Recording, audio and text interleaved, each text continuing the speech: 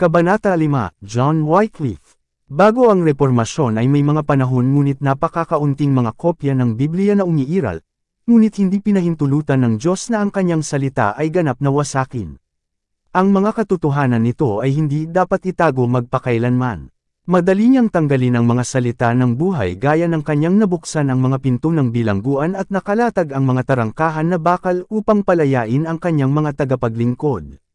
Sa iba't ibang bansa ng Europa, ang mga tao ay naantig ng Espiritu ng Diyos na hanapin ang katotohanan na parang mga nakatagong kayamanan. Palibhasa'y ginabayan sa banal na kasulatan, pinag-aralan nila ang mga sagradong pahina ng may matinding interes. Handa silang tanggapin ang liwanag sa anumang halaga sa kanilang sarili. Bagaman hindi nila malinaw na nakita ang lahat ng bagay, nagawa nilang maunawaan ang maraming katotohanang matagal nang nakabaon. Bilang mga sagong ipinadala ng langit ay humayo sila, pinuputol ang mga tanikala ng kamalian at pamahiin, at nananawagan sa mga matagal ng alipin, na bumangon at igiit ang kanilang kalayaan. Maliban sa mga Waldenses, ang salita ng Diyos ay matagal nang nakakulong sa mga wikang alam lamang ng mga matatalino, ngunit dumating na ang panahon para isalin ang mga kasulatan at ibigay sa mga tao sa iba't ibang lupain sa kanilang sariling wika. Lumipas ang hating gabi ng mundo. Ang mga oras ng kadiliman ay humihina na, at sa maraming lupain ay lumitaw ang mga tanda ng paparating na bukang liwayway. Noong ika-14 na siglo ay lumitaw sa Inglaterra ang tala sa umaga ng Reformasyon. Si John Wycliffe ang tagapagbalita ng Reforma, hindi para sa Inglaterra lamang, kundi para sa buong sangkakristyanuhan. Ang malaking protesta laban sa Roma na pinahintulutan sa kanya na bigkasin ay hindi kailanman mapatahimik. Ang protestang iyon ay nagbukas ng pakikibaka na magreresulta sa pagpapalaya ng mga individual, ng mga simbahan, at ng mga bansa. Si Wycliffe ay tumanggap ng isang liberal na edukasyon, at kasama niya ang pagkatakot sa Panginoon ang simula ng karunungan. Nakilala siya sa kolehiyo para sa kanyang think time na kabanalan gayon din sa kanyang kahangahangang mga talento at mahusay na iskolar.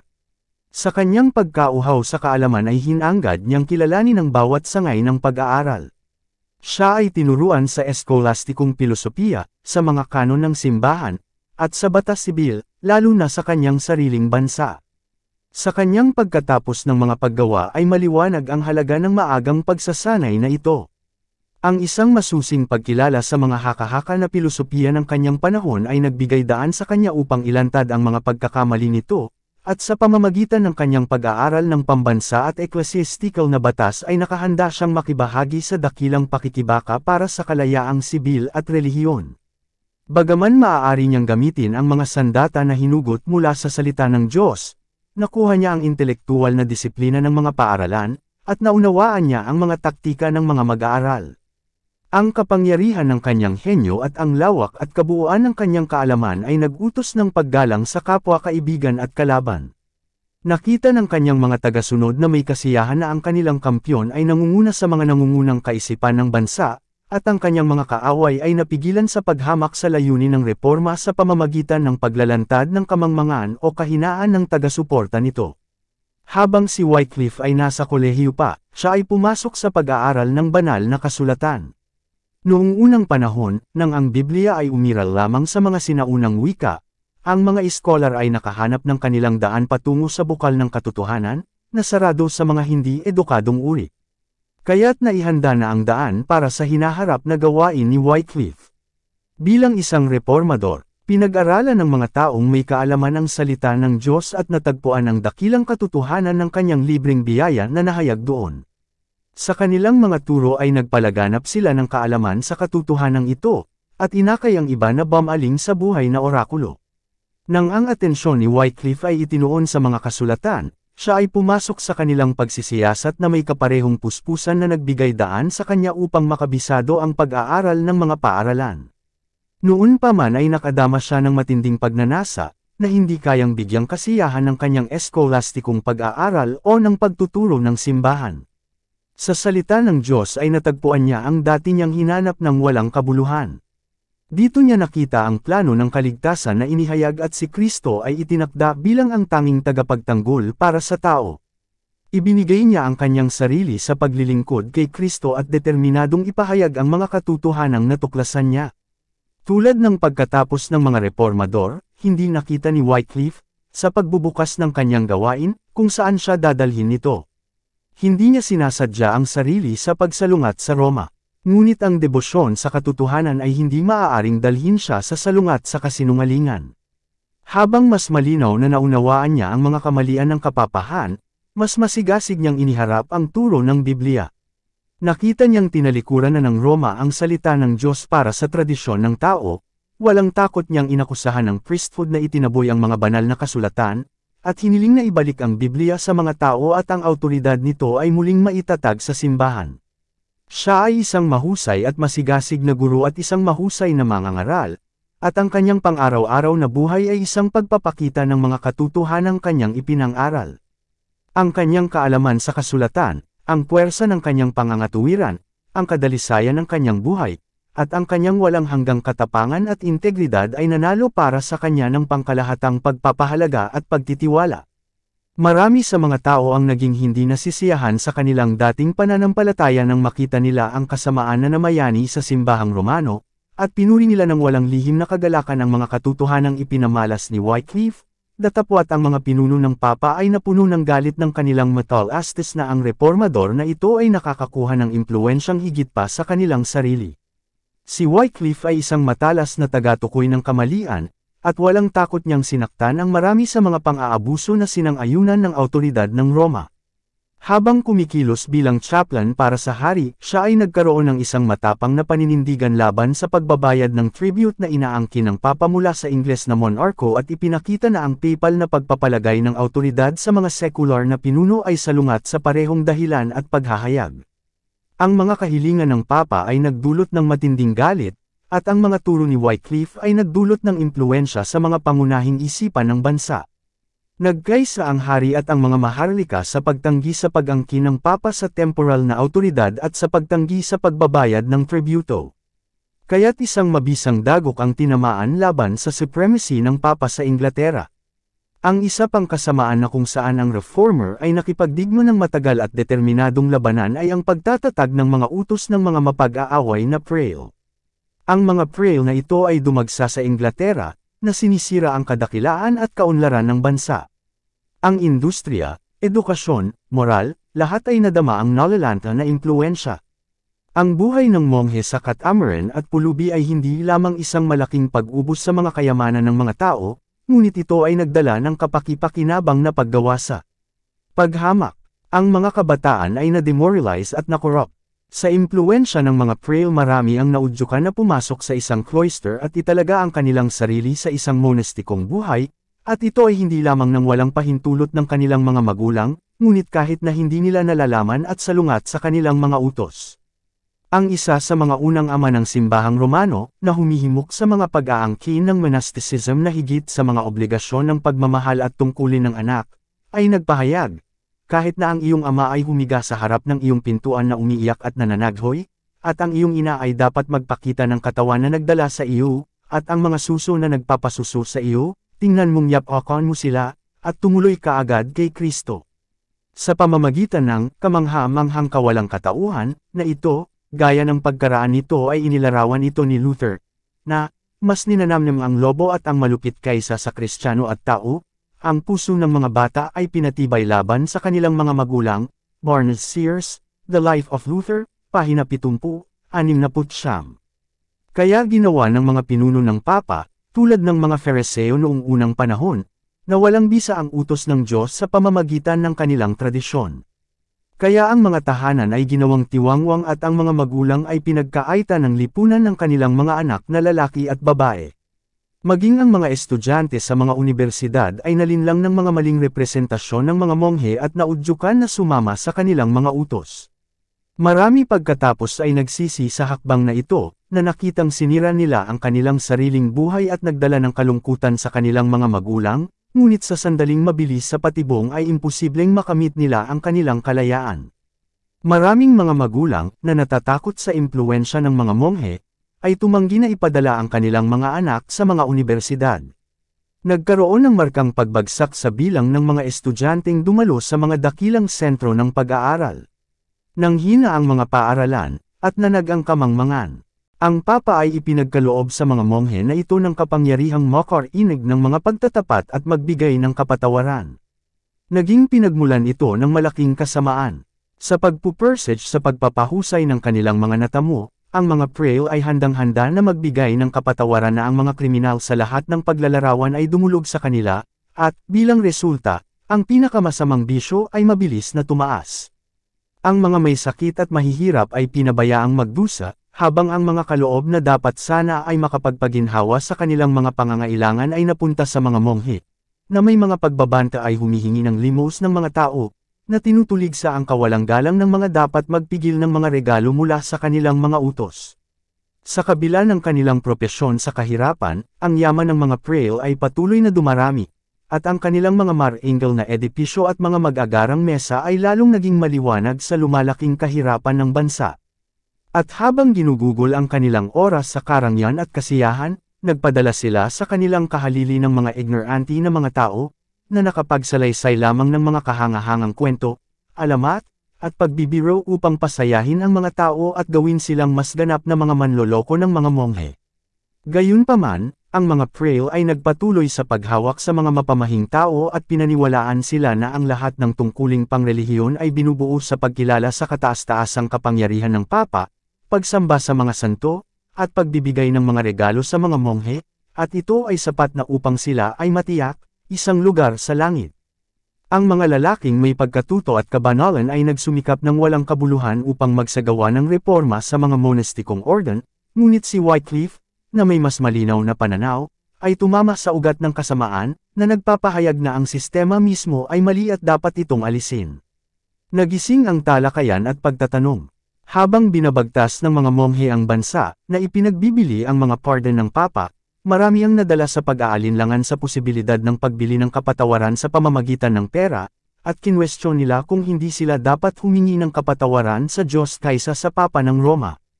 Tingnan ang tala sa Appendice para sa pahina 59. Hindi kakaunti ang naalarma sa kahalayan ng mga prail, na ang kasakiman ay tila hindi nasisiyahan.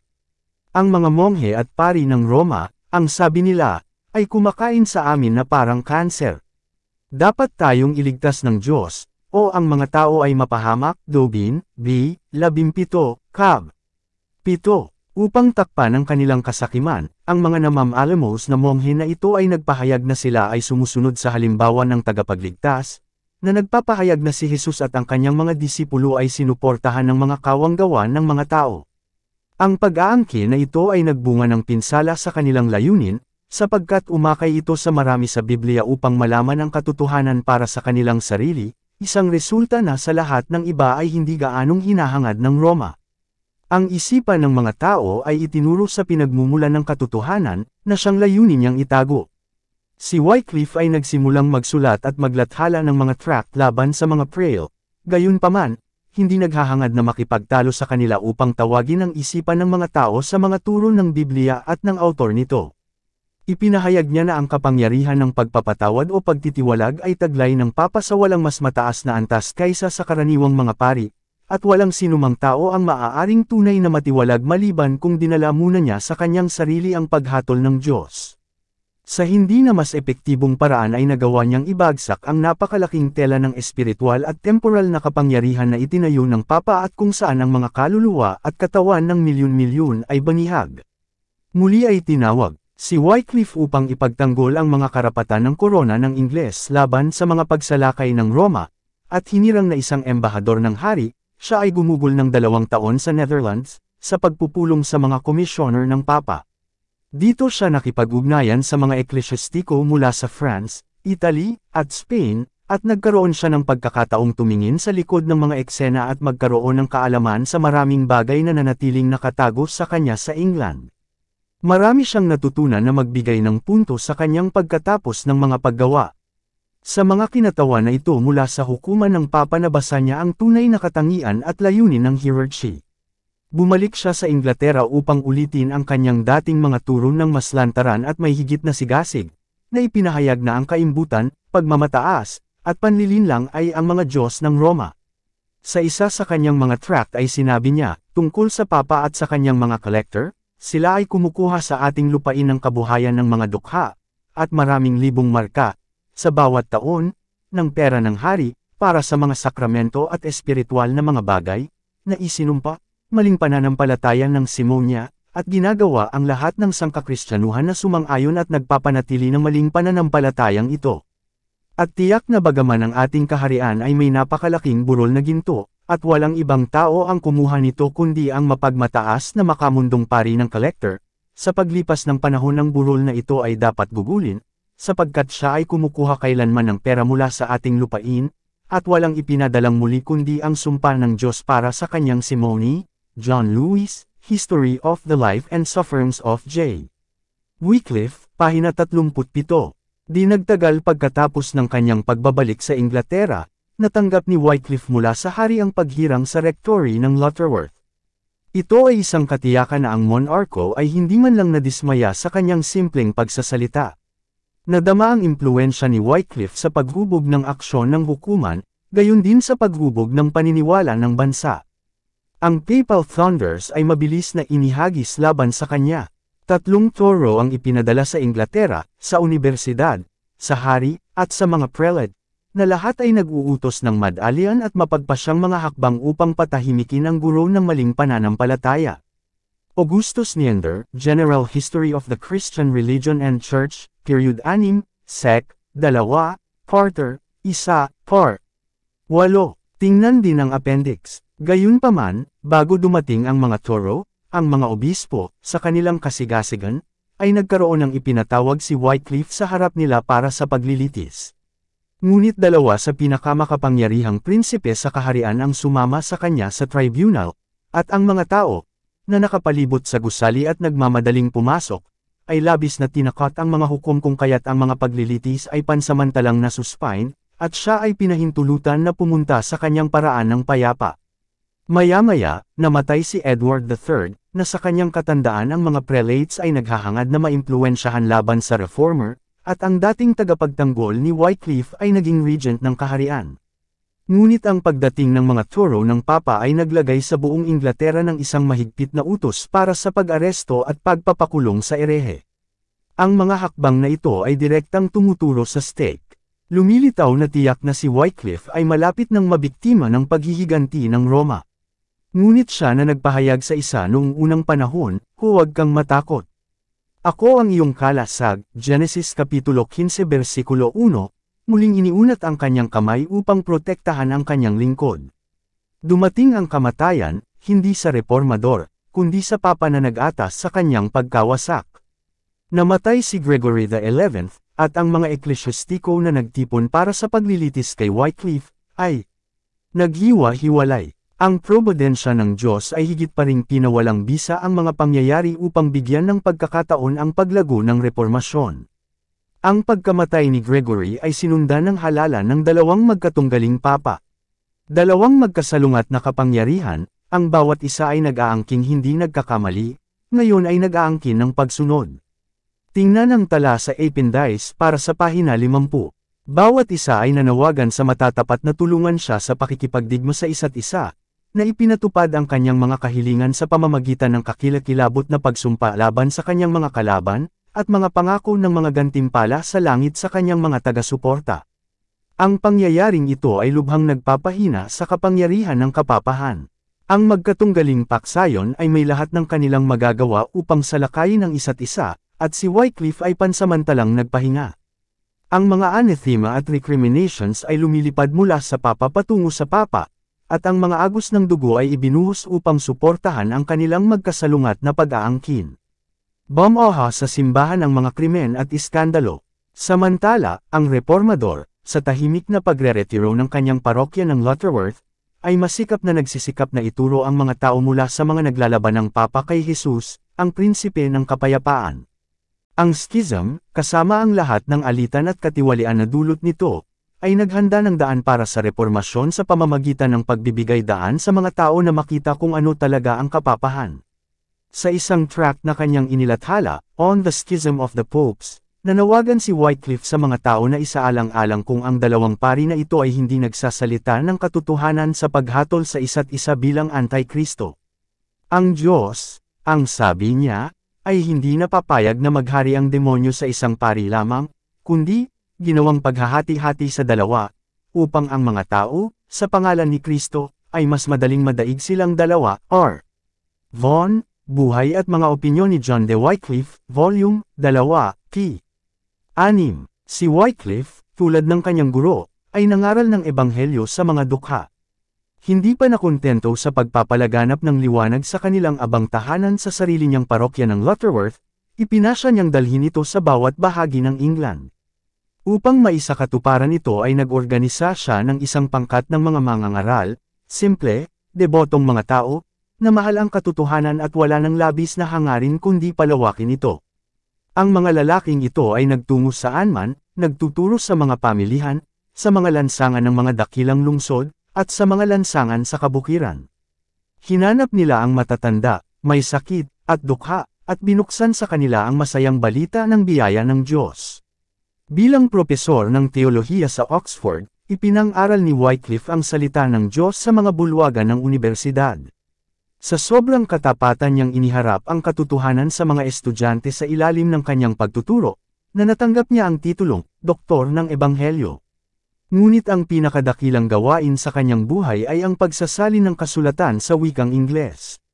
Sa isang akda, On the Truth and Meaning of Scripture, ipinahayag niya ang kanyang intensyon na isalin ang Biblia, upang mabasa ng bawat tao sa England, sa wika kung saan siya ipinanganak, ang mga kamangha-manghang gawa ng Diyos. Ngunit biglang natigil ang kanyang mga paghihirap.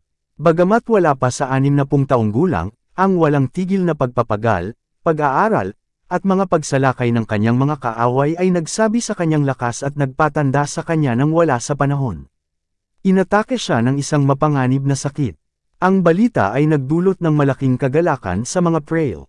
Ngayon ay inakala nila na mapait niyang pagsisisihan ang kasamaan na ginawa niya sa simbahan, at nagmadali silang pumunta sa kanyang silid upang makinig sa kanyang pagtatapat. Ang mga kinatawan mula sa 4 na relihiyosong orden, kasama ang 4 na opisyal ng sibil, ay nagtipon tungkol sa sinasabing namamatay na tao. Mayroon kang kamatayan sa iyong mga labi, sabi nila, madamay ka sa iyong mga pagkakamali, at bawiin sa aming harapan ang lahat ng sinabi mo sa aming pinsala.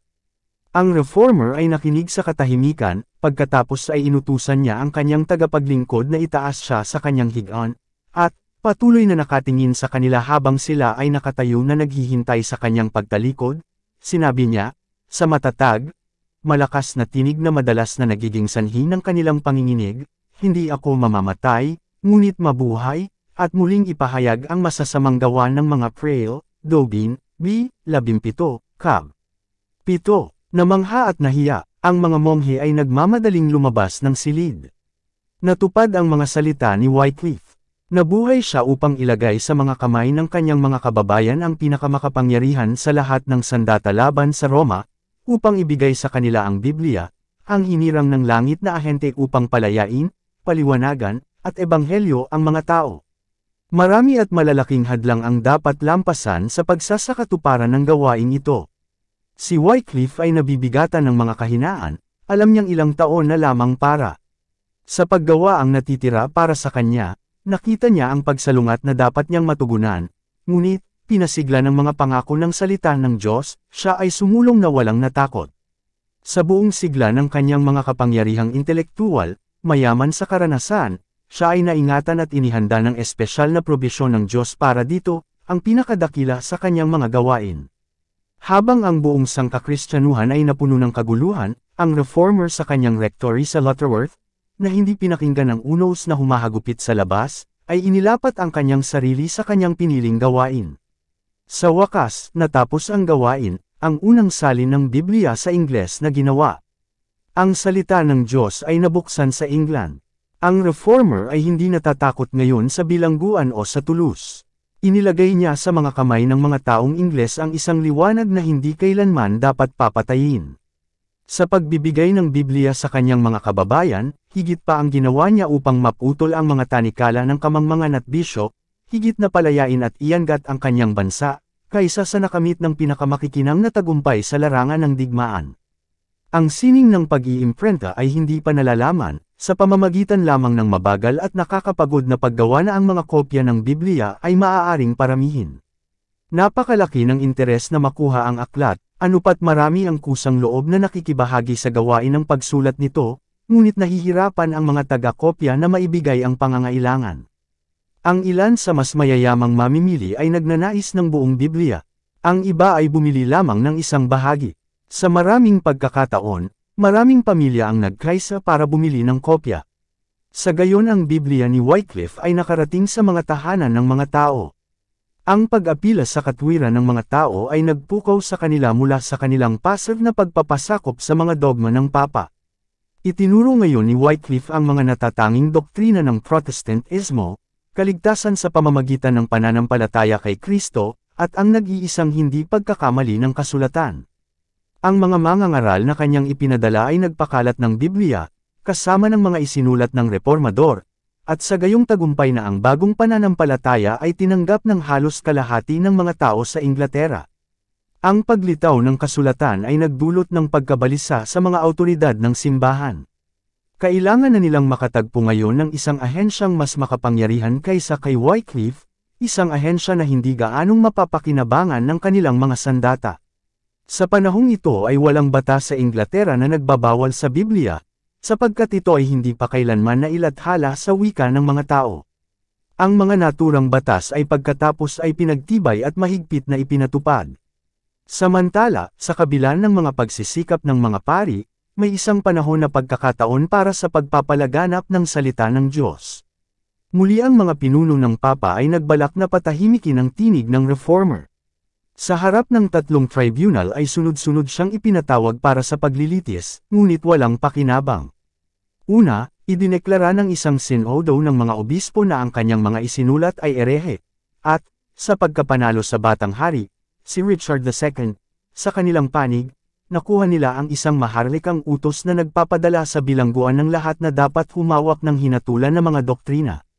Nag-apela si Wycliffe mula sa Synod sa Parliament, walang takot niyang hinarap ang hierarchy sa harap ng pambansang konseho at humiling ng reforma sa napakalaking mga pang-aabuso na sinang-ayunan ng simbahan.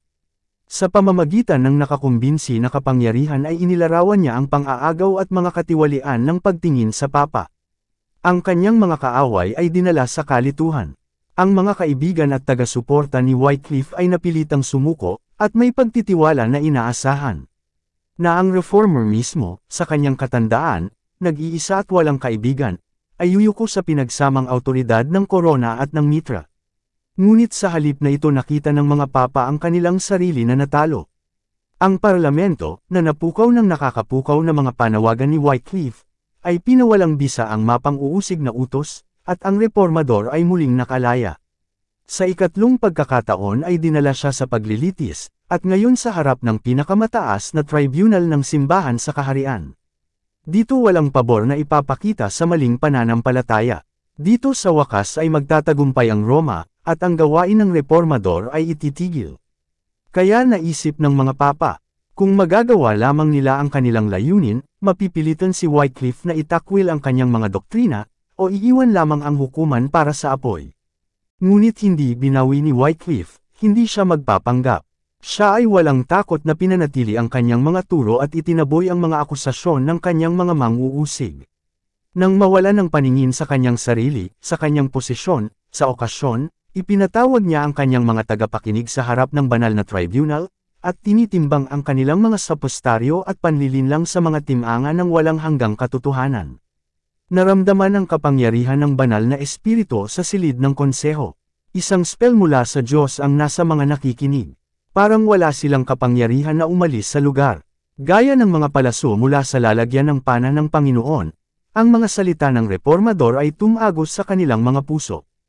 Ang paratang ng maling pananampalataya, na kanilang dinalalaban sa kanya, ay ibinalik niya sa kanilang sarili ng may kapangyarihang makapaniwala. Bakit, hiling niya, nang ahas silang ipalaganap ang kanilang mga pagkakamali? Para sa pakinabang, upang gumawa ng kalakal ng biyaya ng Diyos. Kanino, sa tingin mo, sa wakas ay sinabi niya, naglalaban ka ba? Kasama ang isang matandang lalaki sa bingit ng libingan. Hindi, na may katotohanan na mas malakas kaysa sa iyo, at mananaig sa iyo, Wiley, B. 2, Cab. 13 sa pagsasabi ng gayon, siya'y umalis sa kapulungan, at walang sinuman sa kanyang mga kalaban ang nagtangkang humadlang sa kanya. Halos tapos na ang gawain ni Wycliffe, ang bandila ng katotohanan na matagal na niyang dinadala ay malapit nang mahulog sa kanyang kamay, ngunit muli siyang magpapatuto para sa ebanghelyo. Ang katotohanan ay dapat ipahayag mula sa mismong muog ng kaharian ng kamalian. Si Wycliffe ay ipinatawag para sa paglilitis sa harap ng hukuman ng Papa sa Roma, na madalas na nagbuhos ng dugo ng mga banal. Hindi siya bulag sa panganib na nagbabanta sa kanya, ngunit sinunod sana niya ang panawagan kung hindi dahil sa palsi, naging imposible para sa kanya na gawin ang paglalakbay. Ngunit kahit na ang kanyang tinig ay hindi marinig sa Roma, siya ay nakapagsasalita sa pamamagitan ng sulat, at ito ay ipinasya niyang gawin. Mula sa kanyang rectory ang reformer ay sumulat sa Papa ng isang liham, na, bagamat magalang sa tono at Kristiyano sa espiritu, ay isang matalim na pagsaway sa karangyaan at pagmamalaki ng papal see. Katotohanang ako ay nagagalak, ang sabi niya, na buksan at ipahayag sa bawat tao ang pananampalatayang pinanghahawakan ko, at lalo na sa obispo ng Roma, na, yamang inaakala kong mabuti at totoo, ay lubos niyang kusang loob na pagtibayin ang aking sinabing pananampalataya, o kung ito ay mali, baguhin ito. Una, inaakala ko na ang ebanghelyo ni Kristo ay ang buong katawan ng kautusan ng Diyos. Ibinibigay at pinanghahawakan ko ang obispo ng Roma, dahil siya ang kinatawan ni Kristo dito sa lupa, upang maging higit na nakatali, sa lahat, ibang tao, sa batas na iyon ng ebanghelyo. Sapagkat ang kadakilaan sa mga alagad ni Kristo ay hindi binubuo sa makamundong dignidad o karangalan, ngunit sa malapit at eksaktong pagsunod kay Kristo sa kanyang buhay at mga asal. Si Kristo, para sa panahon ng kanyang paglalakbay dito, ay isang napakahirap na tao, mapang-api, at itinatakwil ang lahat ng makamundong pamumuno at karangalan.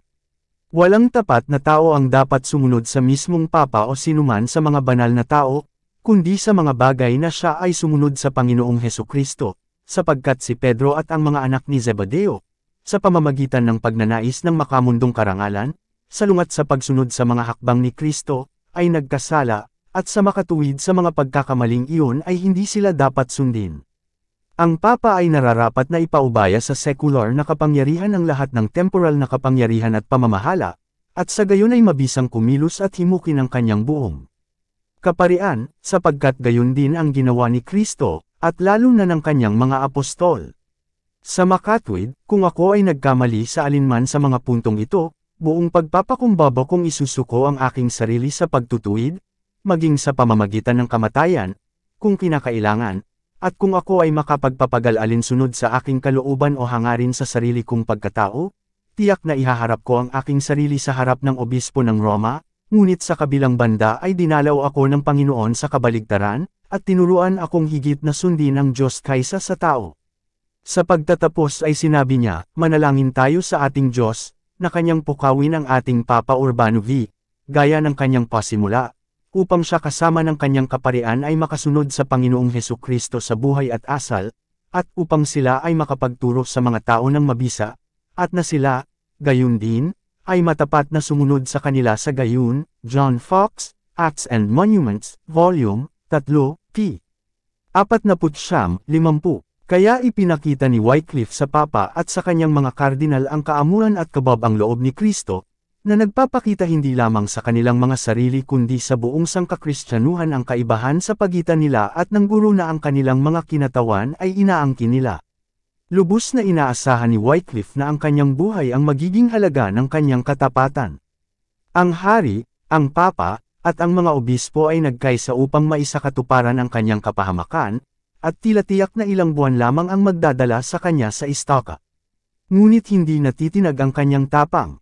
Bakit mo pinag-uusapan ang paghahanap ng korona ng pagkamartir sa malayo? Sabi niya, ipangaral ang ebanghelyo ni Kristo sa mga mapagmataas na prelate, at hindi ka mabibigo ng pagkamartir. Ano ba, dapat ba akong mabuhay at manahimik? Hindi kailanman. Hayaang bumagsak ang suntok, hinihintay ko ang pagdating nito. Dobin, B. 17, Cab. 8. Ngunit pinangangalagaan pa rin ng Diyos ang kanyang lingkod. Ang taong sa buong buhay ay nakatayong buong tapang sa pagtatanggol sa katotohanan, sa araw-araw na panganib ng kanyang buhay, ay hindi dapat maging biktima ng puot ng mga kalaban nito.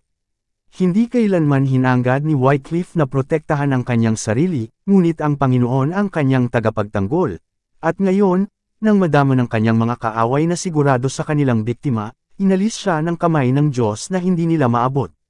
Sa kanyang simbahan sa Lutterworth, nang siya ay malapit ng magbigay ng komunyon, siya ay nahulog, napaalya, at sa maikling panahon ay nagbigay ng kanyang buhay. Itinalaga ng Diyos kay Wycliffe ang kanyang gawain. Inilagay niya ang salita ng katotohanan sa kanyang bibig, at naglagay siya ng isang bantay sa paligid niya upang ang salitang ito ay dumating sa mga tao.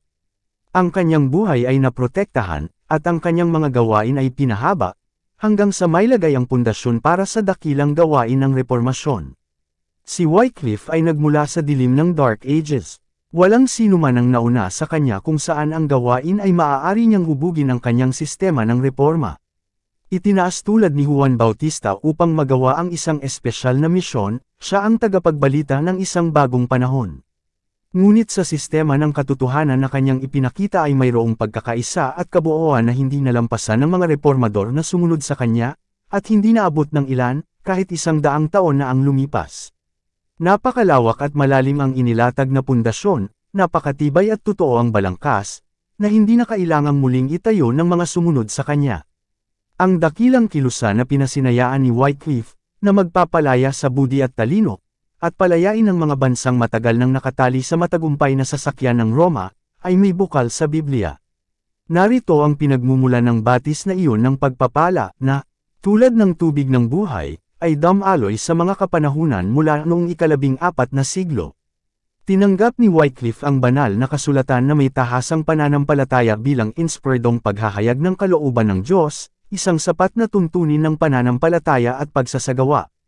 Siya ay tinuruan na ituring ang simbahan ng Roma bilang ang banal, hindi nagkakamali na awtoridad, at tanggapin ng walang pag-aalinlangan na pagpipitagan ang itinatag na mga turo at kaugalian ng 1,000 taon, ngunit tumalikod siya sa lahat ng ito upang makinig sa banal na salita ng Diyos. Ito ang awtoridad na hinimok niya na kilalanin ng mga tao. Sa halip na magsalita ang simbahan sa pamamagitan ng Papa, ipinahayag niya ang tanging tunay na awtoridad na maging tinig ng Diyos na nagsasalita sa pamamagitan ng kanyang salita.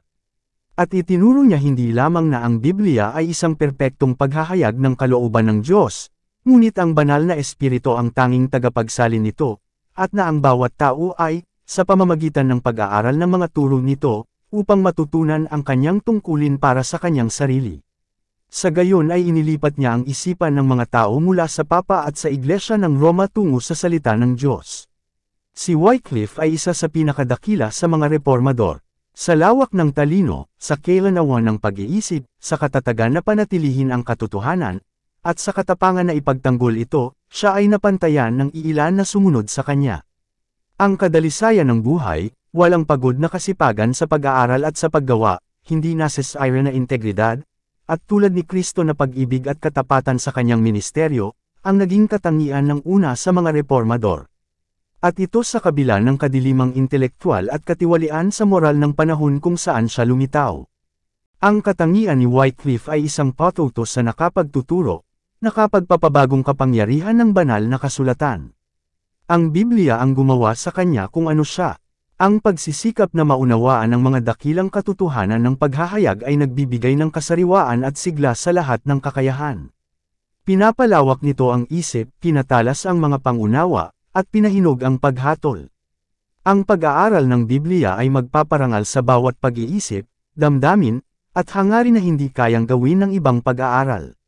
Nagbibigay ito ng katatagan ng layunin, pasensya, tapang, at katatagan. Pinapadalisay nito ang pagkatao at pinapabanal ang kaluluwa. Ang isang marubdob, mapitagang pag-aaral ng banal na kasulatan, na nagdadala ng isipan ng mag-aaral sa direktang pakikipag-ugnayan sa walang hanggang pag-iisip, ay magbibigay sa mundo ng mga tao na may mas malakas at mas aktibong pag-iisip, gayon din ang mas marangal na prinsipyo, kaysa kailanman na naidulot ng pinakamakapangyarihan, pagsasanay na ibinibigay ng pilosopiya ng tao. Ang pagpasok ng iyong mga salita, sabi ng salmista, ay nagbibigay liwanag, nagbibigay ito ng pangunawa. Awit Kapitulo 119 versikulo 130. Ang mga doktrinang itinuro ni Wycliffe ay nagpatuloy sa isang panahon na lumaganap, ang kanyang mga tagasunod, na kilala bilang Wycliffe Fights at Lollard, ay hindi lamang tumawid sa Inglaterra, ngunit nakakalat sa ibang mga lupain, dala ang kaalaman ng Ebanghelyo. Ngayong naalis na ang kanilang pinuno, ang mga mangangaral ay nagsumikap ng higit na masigasig kaysa dati, at maraming tao ang dumagsa upang makinig sa kanilang mga turo. Ang ilan sa mga maharlika, at maging ang asawa ng hari, ay kabilang sa mga nagbalik loob. Sa maraming lugar ay nagkaroon ng markadong reforma sa ugali ng mga tao, at ang mga idolatrosong simbolo ng Romanismo ay inalis sa mga simbahan. Ngunit sa lalong madaling panahon ng walang awan na unos ng pag-uusig ay sumabog sa mga taong nang ahas na tanggapin ang Biblia bilang kanilang gabay. Ang mga monarkang Ingles, na sabik na palakasin ang kanilang kapangyarihan sa pamamagitan ng pagkuha ng suporta ng Roma, ay hindi nag-atubili na isakripisyo ang mga reformador. Sa kauna-unahang pagkakataon sa kasaysayan ng England ang istaka ay ipinag-utos laban sa mga disipulo ng Ebanghelyo. Ang pagiging martir ay nagtagumpay sa pagiging martir. Ang mga tagapagtaguyod ng katotohanan, ipinagbawal at pinahirapan, ay maaari lamang ibuhos ang kanilang mga daing sa tainga ng Panginoon ng Sabaoth. Hinahabol bilang mga kalaban ng simbahan at mga taksil sa kaharian, nagpatuloy sila sa pangangaral sa mga lihim na lugar, nakahanap ng masisilungan sa abot ng kanilang makakaya sa mga hamak na tahanan ng mga mahihirap, at madalas na nagtatago kahit sa mga yungib at yungib. Sa kabila ng matinding galit ng pag-uusig, ang isang mahinahon, debosyon, fame time, matiyagang protesta laban sa umiiral na katiwalian ng pananampalatayang relihiyon ay nagpatuloy sa loob ng maraming siglo na binibigkas. Ang mga Kristiyano noong unang panahon ay mayroon lamang bahagyang kaalaman sa katotohanan, ngunit natuto silang ibigin at sundin ang salita ng Diyos, at matyaga silang nagdusa alang-alang dito. Tulad ng mga alagad noong panahon ng mga apostol, marami ang nagsakripisyo ng kanilang makamundong pag-aari para sa layunin ni Kristo. Yaong mga pinahintulutang manirahan sa kanilang mga tahanan ay malugod na tinanggap ang kanilang mga kapatid na pinalayas, at nang sila rin ay pinalayas ay malugod nilang tinanggap ang kapalaran ng mga itinakwil.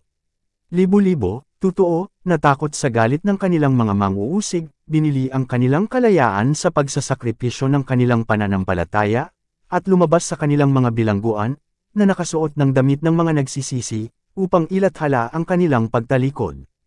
Ngunit ang bilang ay hindi kakaunti, at kabilang sa kanila ang mga lalaking may marangal na kapanganakan gayon din ang mapagpakumbaba at mababang loob, na nagbigay ng walang takot na patuto sa katotohanan sa mga selda ng piitan, sa Lollard Tower, at sa gitna ng pagpapahirap at apoy, na nagsasaya, na sila ay ibinilang na karapat-dapat na malaman, ang pakikasama ng kanyang mga pagdurusa.